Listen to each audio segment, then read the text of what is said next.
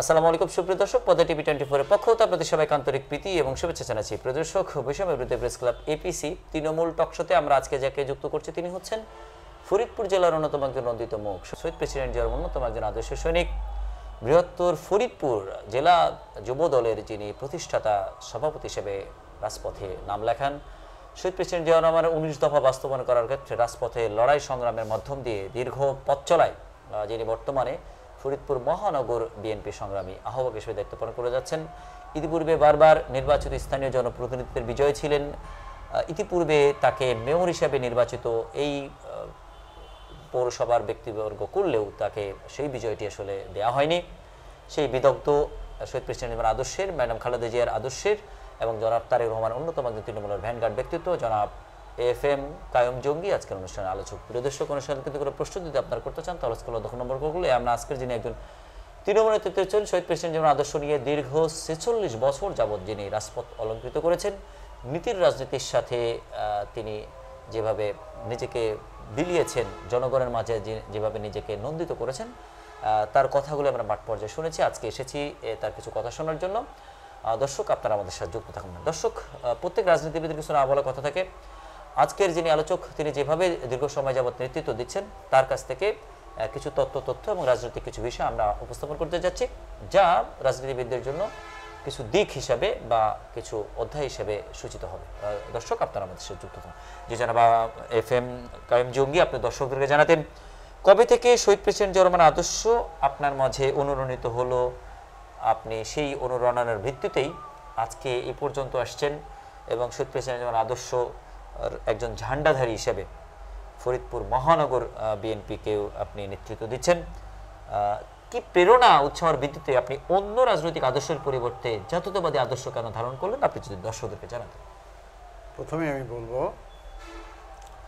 শহীদ president Ziaur Rahman ছিলেন একটা অনন্য আদর্শ ব্যক্তিত্ব, জি, যার ঘোষণায় বাংলাদেশের মানুষ স্বাধীনতা যুদ্ধে সরাসরি যুদ্ধ করার অনুপ্রেরণা পেয়েছিলেন। তার ঘোষণার মধ্য দিয়েই সেই অনুপ্রেরণিত আমার মধ্যে কাজ করেছে। পরবর্তী পর্যায়ে তার যে দেশপ্রেম, তার যে সততা, তার যে নেতৃত্বের গুণাবলী, সেটা আমাকে আরও বিমোহিত করেছে, তার দিকে আরও বেশি আকৃষ্ট করেছে। সেই ধারাবাহিকতাই আমি স্মরণ করি আমাদের প্রয়াত বাংলাদেশ জাতীয়তাবাদী দলের এক সময়ের মহাসচিব কে এম ওবায়দুর সাহেবের হাত ধরে ফরিদপুর সার্কিট হাউসে উনি শহীদ প্রেসিডেন্ট জিয়াউর রহমান আসার পরে আমাকে আমার কর্মস্থল ছিল, সেখান থেকে ডেকে নিয়ে ওনার সঙ্গে পরিচয় করিয়ে দেন। সেই দিন থেকেই, সেটা সম্ভবত যদি আমার মেমোরি সঠিক থাকে, 78 সাল থেকেই আমি ওনার কাছ থেকেই সেই অনুপ্রেরণা পাই। উনি আমাকে বলেন, দেশের জন্য কাজ করতে হলে দুটো হাতকে, সমস্ত কর্মের হাতকে এগিয়ে নিয়ে যেতে হবে, দেশকে সমৃদ্ধির পথে নিয়ে যেতে। আপনি যেটি বলছিলেন জনাব কে এম ওবায়দুর রহমান ফরিদপুরের নন্দিত জাতীয়তাবাদীর আদর্শের একজন ধারক হিসেবে শহীদ প্রেসিডেন্ট জিয়াউর রহমান যে সমস্ত নীতির রাজনীতিবিদকে পাশে পেয়েছেন, কাছে পেয়েছেন, যাদের দ্বারা নিজেকে অলঙ্কৃত করেছেন এবং যাদের ছোঁয়ায় রাজপথ আসলে সে সময় ব্যাপকভাবে উর্বর ছিল, এক নজরে আপনার দৃষ্টিতে K M Obaidur Rahman. K M Obaidur Rahman সাহেব তো অনেক তার ছাত্র জীবন থেকে রাজনীতির সঙ্গে জড়িত ছিলেন। তিনিও আদর্শগতভাবে এই দেশকে ভালোবাসতেন বিধায়ী শহীদ প্রেসিডেন্ট জিয়াউর রহমান সাহেব তাকে এবং তিনি তাকে পছন্দ করে এই দেশকে গড়ার জন্যে তাকে রাজনীতিতে, জাতীয়তাবাদের রাজনীতিতে আসেন। শহীদ প্রেসিডেন্ট জিয়াউর রহমান 1971 সালের 25শে মার্চের কালোরাত্রিতে অনেক কিংকর্তব্য বিমূঢ় পরিস্থিতিতে তিনি নিজের জায়গা থেকে যে ভূমিকাটি নিলেন, যা জীবনবাজির ভূমিকা, সংসার, সন্তান সবার চাইতে দেশকে ভালোবেসে, দেশপ্রেমকে লালন করে তিনি ওই রিভোল্ট বলে গণবিদ্রোহ করে, সেনা বিদ্রোহ করে যেভাবে এদেশের ইতিহাসে একটি নাম লেখালেন, আকাশের তারকারাজিতে একটি জল জল নক্ষত্র হিসাবে নিজেকে তৈরি করলেন। এই ঘটনায় যেভাবে মুক্তিযুদ্ধের মোড়টা ঘুরে গেল, জেনোসাইডের জায়গা থেকে যেভাবে বীর বাঙালি অস্ত্র ধরার জন্য প্রেরণা পেল, এই মহান মানুষের ওই ঘোষণার সময়ের কি চিত্র আপনার মনে আছে? আমি যতটুকু মনে করি, আমি এই মুজিব সড়ক দিয়ে একটা খরমপাই দিয়ে হাঁটতে হাঁটতে শ্রীঅঙ্গনের দিকে যাচ্ছিলাম, তখন এই ঘোষণাটা শুনি আমার নিজের কানে। সেই ঘোষণাটা শোনার সাথে সাথে আমার মনে হলো আমার শরীরে পায়ের থেকে রক্তটা মাথায় উঠে গেছে। দেশের এই সময় মানুষ যখন দিশেহারা, কি করবে, কি কর্তব্য করবে, রাজনৈতিক বক্তব্য এক জিনিস, যুদ্ধে যাওয়ার অনুপ্রেরণা ভিন্ন জিনিস। ওই ঘোষণার পরের থেকেই আমাদের মধ্যে এমন একটা ভাব তৈরি হলো, সেটাই আমাকে বেশি তার দিকে অনুপ্রাণিত করেছে। যখন আমি তার সঙ্গে সরাসরি সাক্ষাতের মধ্য দিয়ে এই জাতীয়তাবাদী দলের, যুব দলের প্রতিষ্ঠার দায়িত্ব নেওয়ার সাহস পেলাম।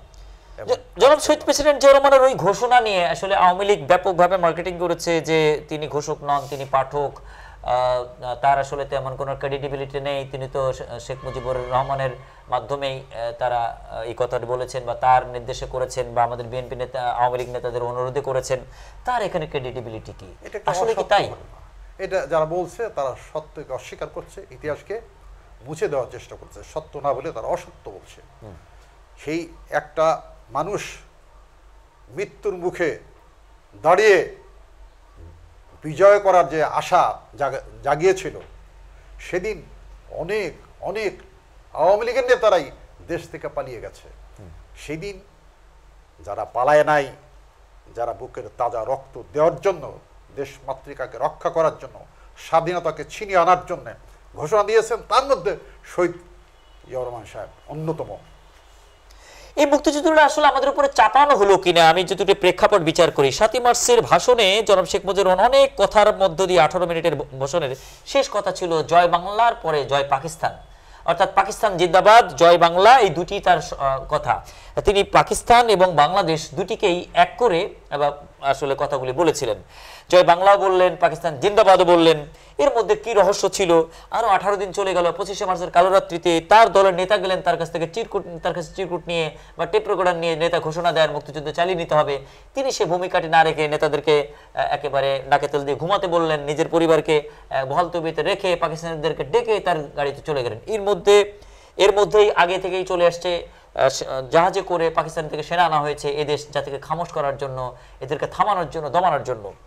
স্বায়ত্ত শাসন নাকি স্বাধীনতা, এমন দোলা চলে যে শেখ মুজিবুর রহমান দুলছেন, তিনি মুক্তিযুদ্ধের ঘোষণা দিবেন, এটি আসলে বিশ্বাস করা যোগ্য কিনা?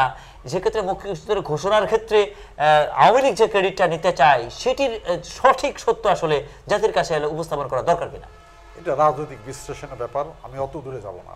সাধারণ মানুষ বিশ্বাস করে শহীদ জিয়ার ঘোষণাতেই যুদ্ধে তারা সরাসরি অংশগ্রহণ করেছে।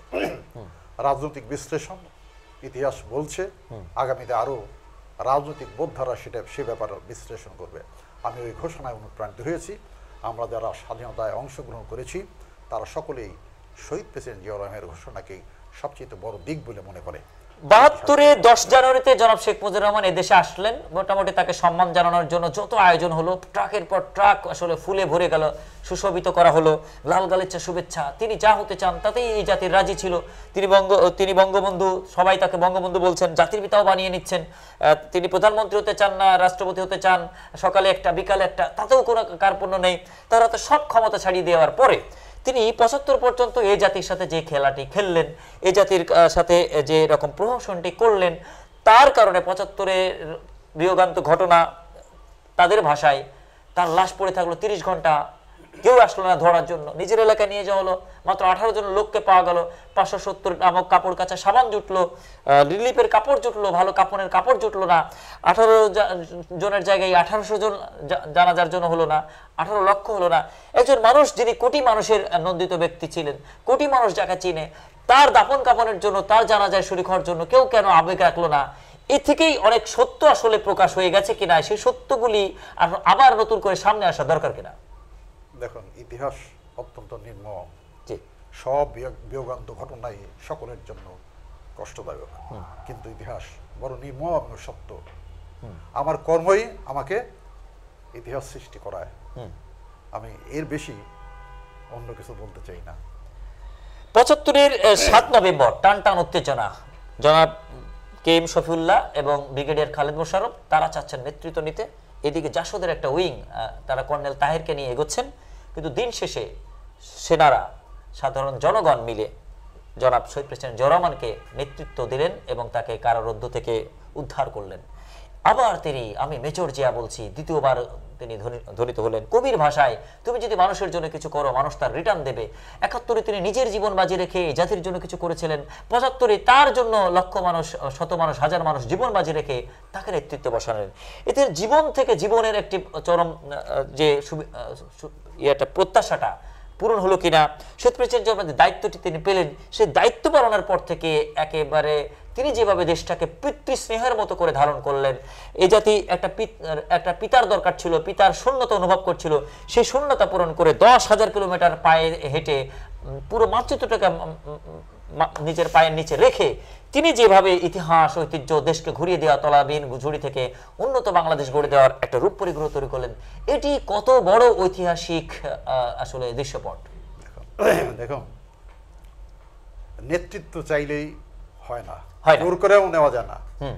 নেতৃত্বের পিছনে ঘোরার প্রয়োজন নাই, নেতৃত্বই ব্যক্তির পিছনে ঘুরে, সেই ব্যক্তির পিছনে যিনি তার দেশকে তার কর্তব্যে অটল থেকে দেশপ্রেমের মধ্য দিয়ে কাজ করতে থাকে, নেতৃত্ব তাকে তার আলিঙ্গন করে নিয়ে আসে। শহীদ প্রেসিডেন্ট জিয়াউর রহমান সাহেবের ঘটনাটি ঠিক তাই। জাতি তাকে সেভাবে স্মরণ করেছে, তিনি জাতির জন্য, দেশের জন্য যেমনটাই করেছেন। আপনি তো পুরোপুরি যুবক তখন, 75 থেকে 81 পর্যন্ত শহীদ প্রেসিডেন্ট জিয়াউর রহমান সারা দেশে যেভাবে বিচরণ করেছেন, ফরিদপুরের মাটিতে শহীদ প্রেসিডেন্ট জিয়াউর রহমানকে আপনারা পাশে পেয়েছেন, আপনি তার হাত ধরে তার গড়া দলে যোগদান করেছেন। শহীদ প্রেসিডেন্ট জিয়াউর রহমানের ওই 5.5 বছরের দায়িত্ব পালনের কিছু চিত্র দর্শকদের জন্য। কি বলবো, ফরিদপুরে তিনি আসলেন, তিনি দেশের কৃষকের কল্যাণে খাদ্যের স্বয়ংসম্পূর্ণ হওয়ার জন্য যে খাল কাটা প্রোগ্রাম নিয়েছেন, প্রায় সকল প্রোগ্রামে ছিলাম। বিশেষ করে ভাঙাতে তখন আমি যুব দলের প্রেসিডেন্ট হিসেবে আমার সভাপতিত্বেই শহীদ প্রেসিডেন্ট জিয়াউর রহমান সাহেব পাবলিক মিটিং করেছেন। আমি তার সঙ্গে অত্যন্ত ঘনিষ্ঠভাবে মিশেছি। ফরিদপুরে যখন স্টেডিয়ামের মাঠে মন্ত্রী পরিষদের একটা মিটিং হয়, আচ্ছা, সেখানেও তার সঙ্গে বসেছি, একসঙ্গে খেয়েছি একাধিকবার। সেন্ট মার্টিসে উনি বাংলাদেশের সকল যুবকদেরকে নিয়ে যে প্রোগ্রাম করেছিলেন, সেখানে আমি ফরিদপুরের পক্ষ থেকে নেতৃত্ব দিয়েছি এবং ওনার সঙ্গে দীর্ঘ সময় 3 রাত্রি দিন এভাবে কাটিয়েছি। বিভিন্ন সংগঠনকে এগিয়ে নিয়ে যাওয়ার জন্য অনেক ঘটনাই আসে।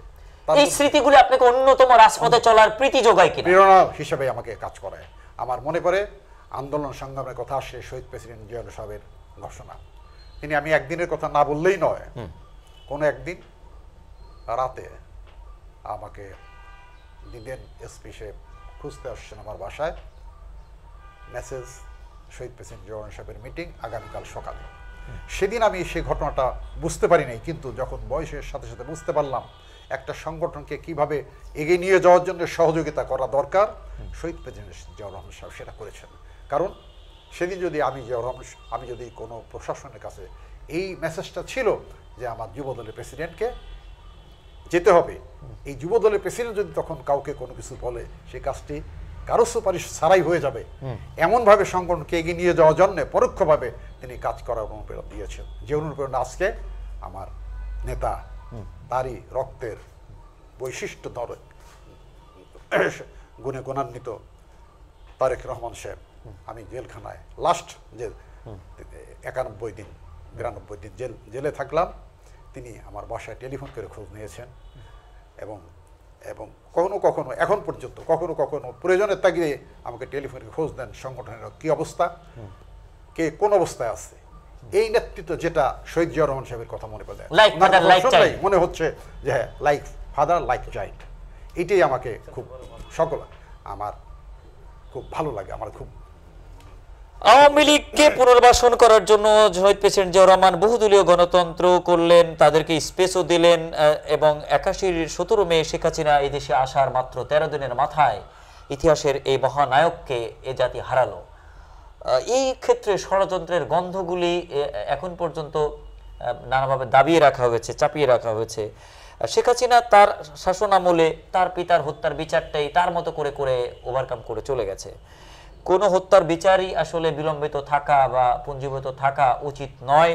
শহীদ প্রেসিডেন্ট জিয়া রহমানের বিদগ্ধ এখন ইতিহাসের গণনায়ক, জননায়কের বিচারটি আসলে ট্রাইব্যুনালের মাধ্যমে আসা উচিত মনে করেন কিনা, সেই সুপরিবেশ এসেছে কিনা, বিএনপি যদি ক্ষমতায় আসে সেটি আরো বেশি আসলে অ্যাডভান্স হওয়ার সুযোগ থাকছে কিনা? সেই পরিবেশটা তো নিশ্চয়ই এসেছে বলে মনে করি। দেশে বর্তমানে যে সৌর শাসনের পতন হয়েছে তারপরে হলেও অন্তত একটু স্বস্তির নিঃশ্বাস মানুষ ফেলছে। আমরা কোথাও দাঁড়িয়ে তিনজনে কথা বলতে পারি নাই। আজকে তো অন্তত আর কিছু না হোক 10 জন মিলে, 20 জন মিলে, 50 জন মিলে, 1000 লোক মিলে আমরা দাঁড়িয়ে কথা বলতে পারছি। আমাদের চাওয়া পাওয়া যে 17 বছর 18 বছরের যে স্বৈরাচার ছিল তা একদিনে শেষ হয়ে যাবে এটা আমরা মনে করি না। সেই প্র্যাকটিসগুলি তৈরি করতে শহীদ প্রেসিডেন্টের হত্যার বিচারটি যদি ট্রাইব্যুনালে ওঠে তাহলে এক্ষেত্রে কিছু কুশলী হবে, নাম আসবে কিনা, কিছু করতে সাপ বেরোবে কিনা?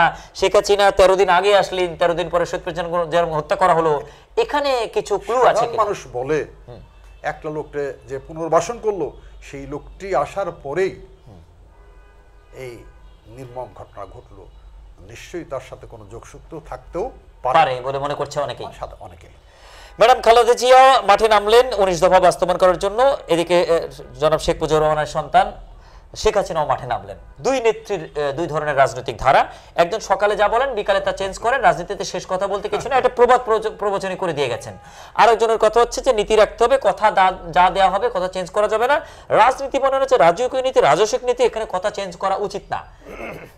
এই যে দুই নেত্রীর দুই নীতি, এই নীতির কে এগিয়ে কে কি পেলেন ইতিহাস থেকে? ইতিহাস তো সত্যকে স্বীকার করে। সত্য হলো এই, বেগম খালেদা জিয়ার বিদেশে কোনো বাড়ি নাই, বিদেশে কোনো ঠিকানা নাই। বিদেশে তাদের বন্ধু থাকতে পারে, অপরদিকে শেখ হাসিনার বিদেশে বাড়ি আছে, আত্মীয় স্বজন আছে। এই পরিবেশে আপনি বলেন সাদা আর কালোর মধ্যে পার্থক্য আছে কিনা? সাধারণ মানুষ শহীদ প্রেসিডেন্ট সাহেবের আদর্শের তারই সহধর্মিণী বেগম খালেদা জিয়াকে এই দেশে শহীদ প্রেসিডেন্ট জিয়াউর রহমান সাহেব যেমন গণতন্ত্র ফিরিয়ে দিয়েছিলেন, মানুষের কথা বলার অধিকার ফিরিয়ে দিয়েছেন, সেই পরিবেশ তৈরি করেছিলেন, বেগম খালেদা জিয়াকেও তেমনিভাবে পুনরায় এই দেশে গণতন্ত্র প্রতিষ্ঠা করার, ক্ষমতায় যাওয়ার পরেও ইচ্ছা করলেই যদি ওইরকম শেখ হাসিনার মতন নেতৃত্ব হতো তাহলে তিনি এই সংসদীয় গণতন্ত্রে আসতেন না। একক সংখ্যাগরিষ্ঠ থাকা সত্ত্বেও তিনি সংসদীয় গণতন্ত্রের প্রবর্তন করলেন এবং বাংলাদেশের প্রথম নারী প্রধানমন্ত্রী হিসেবে তিনি শপথ গ্রহণ করেন। যেমন আজকে আমি এই কথা বলতেই চাই, পাশাপাশি আজকে এই 5ই আগস্টের পরবর্তী পরিস্থিতিতে আমরা আমাদের ভোটের অধিকার ফিরে পাবো। দেশ রাষ্ট্রকে সংস্কার করতে হবে, রাষ্ট্রকে মেরামত করতে হবে। এই দিকটাকে অনেক বড় করে এই দেশের কল্যাণের জন্য আমার নেতা তারেক রহমান সাহেব আরো 5 বছর আগের থেকেই দেশ মেরামতের জন্য সংস্কারের প্রসঙ্গগুলি তুলে দিয়েছেন।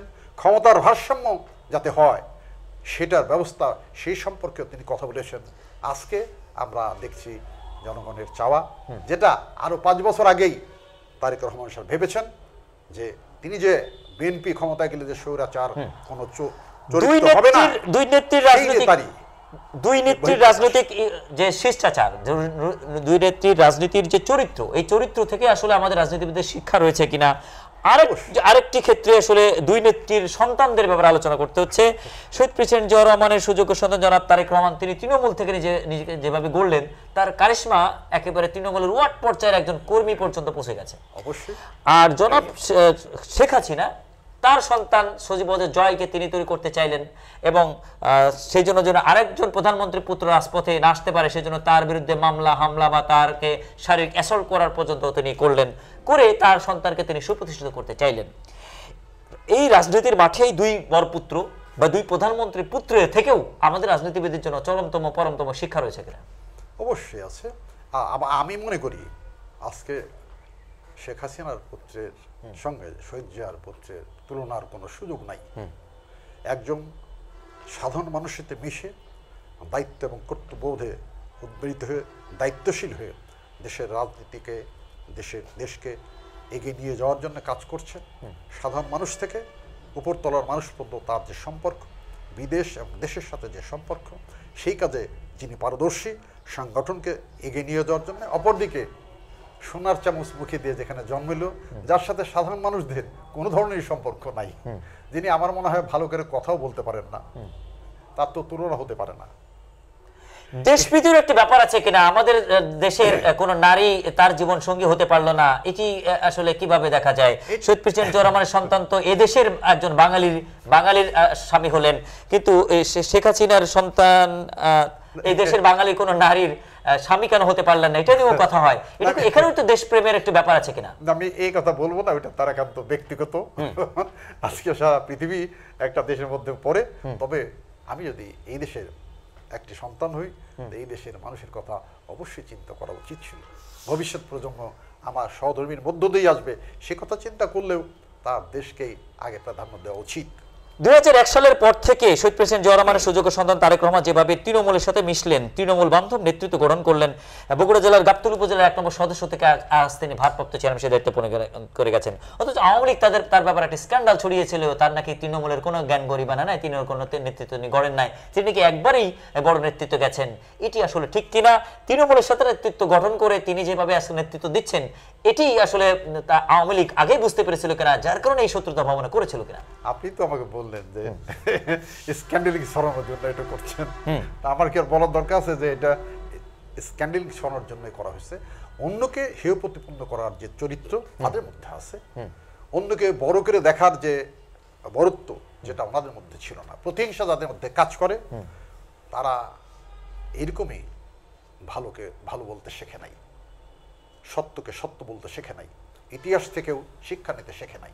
যে রাজনীতিবিদ সত্যকে সত্য বলতে পারে না, ইতিহাস থেকে শিক্ষা নেয় না, তাদের রাজনীতিতে কতটা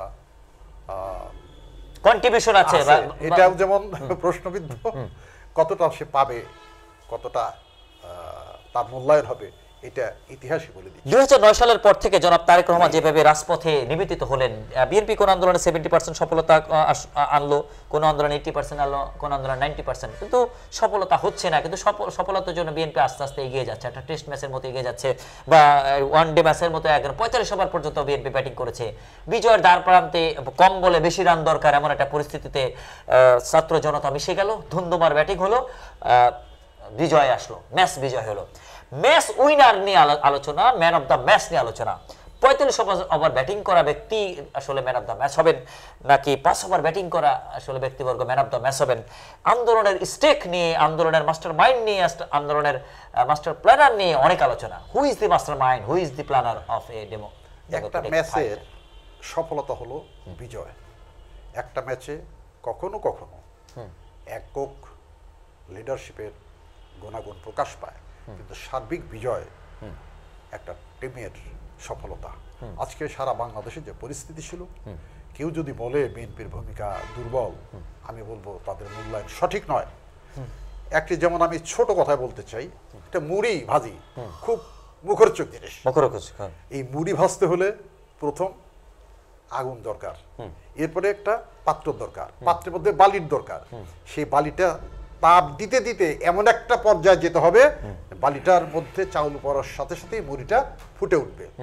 বিএনপি সকল তাদের শত বাধা, শত কষ্ট, শত অত্যাচার নিপীড়নের মধ্য দিয়ে এই মাঠটাকে এমনভাবে উর্বর করছিল, এমনভাবে উপযুক্ত করে ফেলছিল, প্রস্তুত করে ফেলেছিল। সেই মুহূর্তে যেমন মুড়ি তৈরির জন্য চাউল দেওয়া দরকার, আমাদের ছাত্র আন্দোলনে একটা ইস্যুকে ওই মুড়ি চাউল দেওয়ার মতন ঘটনা। কারণ ছাত্র আন্দোলনের ঘটনা ছিল বৈষম্য বিরোধী, কিন্তু কখন রাজনৈতিকভাবেই বিএনপির মতন একটা বড় এবং আমাদের নেতৃত্বের পিছনে থেকে তাদেরকে যখন ক্লিয়ারেন্স দেওয়া হলো, তখন ওরা এক দফার আন্দোলনে গেল। তাহলে বুঝতে হবে এর পিছনে কাদের মদত ছিল, কাদের সহযোগিতা ছিল। এমন কেউ কি বলতে পারবে জাতীয়তাবাদী ছাত্র দল, যুব দল থেকে শুরু করে সাধারণ মানুষের কারা আত্মাহতি দেয় নাই? হ্যাঁ, নিঃসন্দেহে যারা ছাত্রের মধ্যে দিয়ে যারা আগায় আসছে তাদেরকে তো বাহবা দিবই, তাদের সফলতাকেও তাদের ভূমিকাতেও অবশ্যই রাখবো, কিন্তু বিএনপির ভূমিকা ছিল না এই কথা যারা বলে তারা সঠিক বলে না, সঠিক মূল্যায়ন নয়।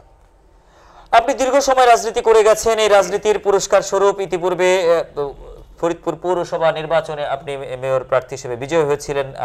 মাঠের চিত্র, সার্বিক চিত্র, ফরিদপুরে যেভাবে বিএনপির ভোট, যেভাবে যার পরিস্থিতি দেখা গেল। শেখ হাসিনা পদ্মা সেতু উদ্বোধন করার পরে একেবারে টুইটুম্বুর আবেগে পড়ে ভাবলো যে হয়তো কেউ আর বিএনপিতে ভোট দেবে না, কিন্তু ফরিদপুরের যে সমাবেশটি এটি আসলে দেশবাসীর কাছে কি বার্তা দিল? এটা বোঝানো আমার তো মনে হয় যে তখন মানুষ ওই দুঃশাসন থেকে রেহাই পেতে চায়, সেই জন্যে মানুষ ঐক্যবদ্ধ। বিশেষ করে ফরিদপুরকে তারা মনে করত তাদের ব্যক্তিগত সম্পত্তি, দেশটাকে মনে করত ব্যক্তিগত সম্পত্তি। ফরিদপুরের মানুষ যে তাদের এই অপকর্ম, তাদের ওই কর্মকে সমর্থন করে না, তারই বহিঃপ্রকাশ। ঐক্যবদ্ধভাবে ফরিদপুরের সকল জেলার থেকে মানুষ এক জায়গা সমবেত হয়ে জিয়ার আদর্শে, জাতীয়তাবাদের বিশ্বাস রেখেই সেই তারই প্রতিফলন ঘটালো। বাংলাদেশে মেসেজ দিয়েছে যে শেখ হাসিনা জায়গা ফরিদপুর নয়, তার কর্ম ফরিদপুরবাসীও পছন্দ করে না, অথচ সে বৃহত্তর ফরিদপুরের মেয়ে, কিন্তু সে বৃহত্তর ফরিদপুরের মেয়ে। এই কথাই বলছি আমি। তৎসত্ত্বেও এই কথা বিশ্বাস করে না, তারই প্রমাণ হলো সেদিনের সেই সমাবেশ। সারা বাংলাদেশের চিত্রটাই ছিল, বিশেষ করে ফরিদপুরকে নিয়ে যে কথা বলতেন তারই মেসেজ দিল যে না, ফরিদপুরবাসী সত্যের পক্ষে, জাতীয়তাবাদের পক্ষে, অন্যায়ের পক্ষে নয়, প্রতিহিংসার পক্ষে নয়, এবং স্বৈরাচারের পক্ষে নয়। এটাই মেসেজ। ফরিদপুরকে বিভাগ করার ব্যাপারে আলোচনা নিয়ে শেখ হাসিনা বারবার আসলে খেল তামাশার মতো কথা, কি একটা প্রবলেমে সে ফরিদপুরকে বিভাগ করলো না, মানে কুমিল্লাবাসীকেও বঞ্চিত করলো। কুয়ে নাকি সমস্যা, আসলে সমস্যাটা কোথায় সেটি ফাইন্ড আউট করা দরকার ছিল। ফরিদপুরবাসী যেভাবে নিজে থেকে গড়ে তুলেছে, এটি সিটি কর্পোরেশনের সকল উপযোগিতা আসলে ক্রস করেছে। রাজস্বের ক্ষেত্রে ফরিদপুর থেকে প্রচুর রাজস্ব বা প্রচুর রেভিনিউ যুক্ত হচ্ছে। ফরিদপুরকে বিভাগ ঘোষণার ব্যাপারটির ক্ষেত্রে অন্তর্বর্তীকালীন সরকারের কাছে কমিশন, সংস্কার কমিশন পর্যন্ত তারা জমা দিয়েছে যে ফরিদপুরকে বিভাগ ঘোষণা করা হোক। সিটি কর্পোরেশন আগেও হতে পারে বা বিভাগের পরও সিটি কর্পোরেশন হতে পারে। বিভাগীয় সিটি কর্পোরেশনটার পরেই আসলে পৌর নির্বাচনটি সিটি নির্বাচনে যাওয়া দরকার কিনা, ফরিদপুরের অবকাঠামো উন্নয়নের ক্ষেত্রে পৌরসভার চাইতে সিটি কর্পোরেশনের কাঠামোর ভিত্তিতেই আসলে গড়া দরকার কিনা, আপনি কিভাবে দেখছেন? এখন তো এটা তো শেখ হাসিনার মনেরই বিষয়, তিনি ভাবতে পারেন নাই তার প্রতিহিংসায় ফরিদপুর বিভাগ হয়ে ফরিদপুর ওই সমাবেশটা কাল হয়ে গেল কিনা, কাল হয়ে গেল যে ফরিদপুরের বাসী এত সব বিএনপির পক্ষে, আমার পক্ষে নাই, আমি কেন বিভাগ দিব। এখন সেইটাই আজকে, হ্যাঁ, ফরিদপুরে বিভাগ হওয়া দেওয়ার দরকার। এটা পুরনো অনেক চাওয়া পাওয়া, ওই সরকার প্রতিহিংসাবশতই বলবো যে সেটা করেন নাই, কিন্তু বিভাগ হওয়ার মতন যা প্রয়োজন, যে রিকোয়ারমেন্টস, পুরো পরিপূর্ণটাই এখন বাস্তবতায় আছে। শুধু আমি মনে করি যে এই সরকারও এটা উপলব্ধি করবে। আমরা বিএনপি তো অলরেডি আমরা বিভাগ না হওয়া সত্ত্বেও এটাকে বিভাগ হিসেবে আমরা রাজনৈতিকভাবে ঘোষণা দিয়েই দিয়েছি। সেহেতু আমরা মনে করি যতদূর সম্ভব বিভাগীয় জেলা মহানগর কমিটি এখানে রয়েছে, এটা আমরা স্বীকৃতি দিয়েছি রাজনৈতিকভাবে, এবং বাস্তব ক্ষেত্রে এই প্রশাসনকেও বলবো যে দ্রুততর সময়ের জন্য এই বিভাগ ঘোষণার যে রিকোয়ারমেন্ট সমস্তটাই পরিপূর্ণ হয়ে আছে, আপনারা এটা করবেন। আমি আপনাদের মধ্য দিয়ে এই সরকারের কাছে আবেদনও করি, দ্রুত সময়ের মধ্যে এটা হলে এই বিভিন্ন ডেভেলপমেন্ট হবে, এটা ফরিদপুরবাসী উপকৃত হবে। ডক্টর মোহাম্মদ হোসেন যেগুলো বিদগ্ধ জন, তার যে পরিকল্পনা, তার যে রূপ পরিগ্রহ, তিনি যেভাবে দেশটাকে সাজাতে চাওয়ার জন্য কথা বলছেন, সেক্ষেত্রে অবশ্যই মনে করছেন যে তিনি ফরিদপুরবাসীর যে হতাশাটা রয়েছে, ফরিদপুরবাসীর সাথে যে খেলাটি খেলা হয়েছে, তিনি তার একটা রূপ দেবেন বলে মনে করছেন। আপনাকে আমরা সিটি কর্পোরেশন নির্বাচনের উপযোগী করেই আলোচনায় আনতে চাচ্ছি। ফরিদপুর সিটি ধরে নিচ্ছি, ধরে নিয়েই কথা বলছি।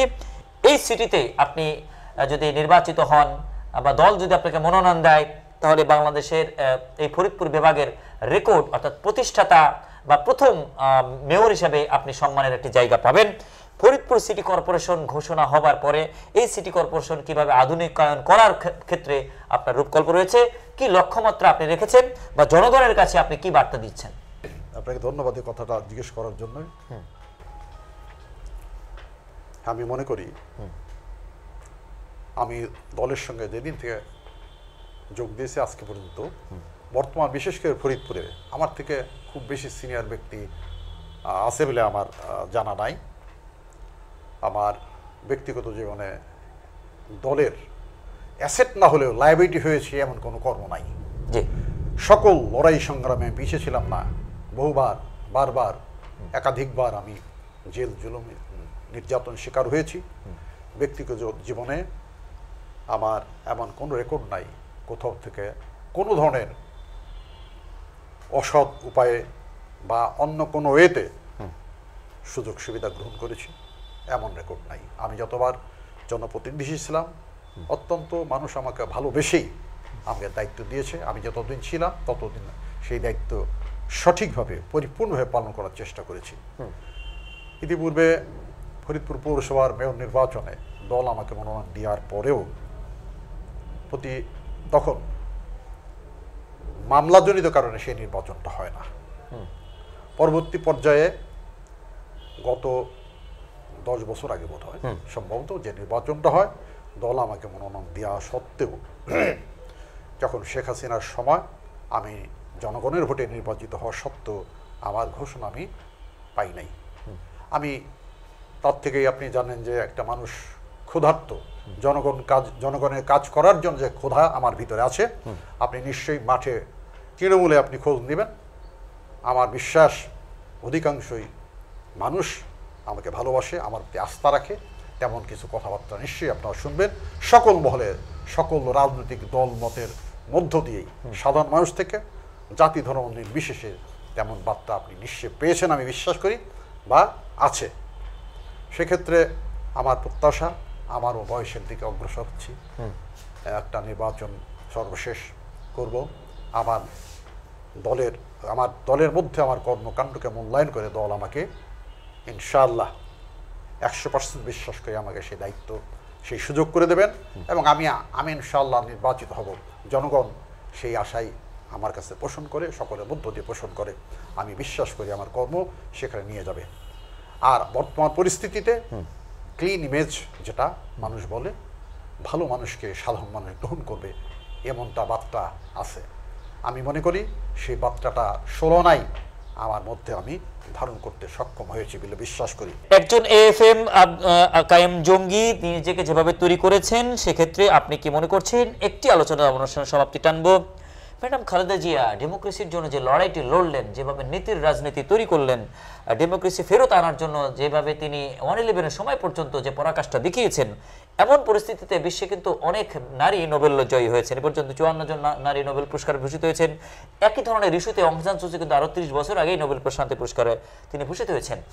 নোবেল কমিটি আমাদের দেশের ক্ষেত্রে, গণতন্ত্রের ক্ষেত্রে, শান্তির ক্ষেত্রে, ডেমোক্রেটিক ওয়েতে শান্তি প্রতিষ্ঠার জন্য ম্যাডাম খালেদা জিয়াকে অন্যতম ঝান্ডাধারী হিসেবে, নোবেল জয়ী হিসেবে বিবেচনায় রাখবে কিনা, কোনো ভাবনা হয়তো তাদের থাকবে কিনা?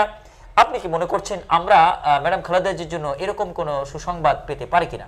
আমি তো আশা করি, আমি মনে করি সত্যিকার অর্থে যে সমস্ত নারী বা যারা নোবেল পেয়েছে শান্তিতে, গণতন্ত্র প্রতিষ্ঠার আন্দোলনে, অধিকার আদায়ের আন্দোলনে, আমার মনে হয় বর্তমান বিশ্বে বেগম খালেদা জিয়া অন্যতম একজন। তার কর্ম, তার দিক নির্দেশনা, তার প্যাশেন্স, আমি বলি এটা অসাধারণ বিষয়। তিনি, তার চোখের সামনে সন্তান নাই, চলে গেছে এক সন্তান দীর্ঘদিনে। সে এই দেশের মানুষকে তার নিজের সন্তানের মতো ভালোবাসছে, এই দেশটাকে সেভাবে ভালোবাসছে, নিজের জীবনকে বিপন্ন করে দিয়ে যাকে তিলে তিলে মৃত্যুর দিকে ঠেলে দেওয়া সত্ত্বেও তিনি যে ধৈর্য এবং তার দূরদর্শিতার পরাকাষ্ঠা দেখিয়েছেন, আমি মনে করি নিশ্চয়ই তিনি এই নোবেল বিজয়ী হওয়ার মতন পর্যায়ের একজন অন্যতম ব্যক্তি। এটা আল্লাহ তাকে সে পুরস্কার দিবে, এই কথাই মনে করি। বোধহয় আল্লাহ তাকে সেই যে বয়সে উনি আছেন, আল্লাহ বোধহয় তাকে সেই সম্মান দেওয়ার জন্য বোধহয় তাকে সুস্থভাবে আমাদের মাঝে ফিরিয়ে আনবেন, বেঁচে রেখেছেন। জনাব তারেক রহমান এবং ম্যাডাম খালেদা জিয়া দুজনে বিদেশে আছেন। দীর্ঘ বছর পরে মাতা এবং পুত্রের দেখা হয়েছে, আবেগঘন পরিবেশ। তারেক রহমানের জন্য একখণ্ড বাংলাদেশ কেমন প্রস্তুত আছে? যে ফরিদপুরবাসী জনাব তারেক রহমান, শহীদ প্রেসিডেন্ট জিয়া রহমান, ম্যাডাম খালেদা জিয়াকে এত ভালোবাসে, ধানের শেষ প্রতীকের প্রিয় এই ফরিদপুরবাসী জনাব তারেক রহমানকে কিভাবে আলিঙ্গন করবে? তারেক রহমান যেদিন দেশে আসবে সেদিন ফরিদপুরবাসী আসলে কিভাবে স্বাগত জানানোর জন্য রেডি আছে? আপনি দর্শক শ্রোতাদের আমরা সমাপনী অভিমত। আমরা সকলে যেমন একটা পিপাসার্ত ব্যক্তির সর্বশেষ মুহূর্তে কেউ যদি এক ঢোক পানি নিয়ে আসে, সেই পানি আপন সন্তান কাছে থাকার মধ্য দিয়েও একবার সে সন্তান দিকে তাকাবে আর একবার এই পানিটার দিকে তাকাবে। এমনভাবে ওই পিপাসার্ত ব্যক্তিটি এক ফোঁটা পানির জন্য যেমন অবস্থায় থাকে, ফরিদপুরবাসী তারেক রহমানকে গ্রহণ করার জন্য তেমন আগ্রহ সহকারে বসে আসছে ঐক্যবদ্ধভাবে। প্রাণপণ প্রাণময় নেতৃত্বের মধ্যে প্রতিযোগিতা আমাদের মধ্যে আছে, কিন্তু এই ক্ষেত্রে কোনো বিভেদ কোনো কিচ্ছু নাই। সবাই ঠিক ওইরকমভাবে অপেক্ষায় আছে কবে আমাদের সেই কাঙ্ক্ষিত মানুষটি, স্বপ্নের মানুষটি, এদেশের রাজপুত্র আসবে, সে আশায় বসে আছে। আমি দোয়া করি আল্লাহ যেন তাকে অনেক হায়াত দারাজ করেন এবং তিনি তার হায়াতটুকু যেন আমার এই দেশের জন্য তার পিতা যেভাবে দিয়েছেন তিনি যেন সেভাবেই দেন, আমাদেরকে তেমনভাবে ভালোবাসেন, দেশ তাকে সেভাবে বরণ করে নেবে। জি, আপনাকে আমাদের সাথে যুক্ত থাকার জন্য ধন্যবাদ জানাচ্ছি। প্রিয় দর্শক, এতক যুক্ত ছিলেন শহীদ প্রেসিডেন্ট জিয়াউর রহমান আদর্শ নিয়ে দীর্ঘ সময় তিনি রাজপথে নেতৃত্ব দিয়েছেন। নেতৃত্বের কারণে, ক্লিন ইমেজের কারণে তার নামটি কেন্দ্রীয় বিএনপির কাছে খুবই আলোকিত, যার কারণে তিনি আলোচনায় যেটি বলেছেন যিনি কাস্টডিতে যখন ছিলেন দলপ্রধান তার খবর নিয়েছেন, ইতিপূর্বে তাকে মনোনয়ন পর্যন্ত দিয়েছেন, কিন্তু বিজয়টি হয়নি।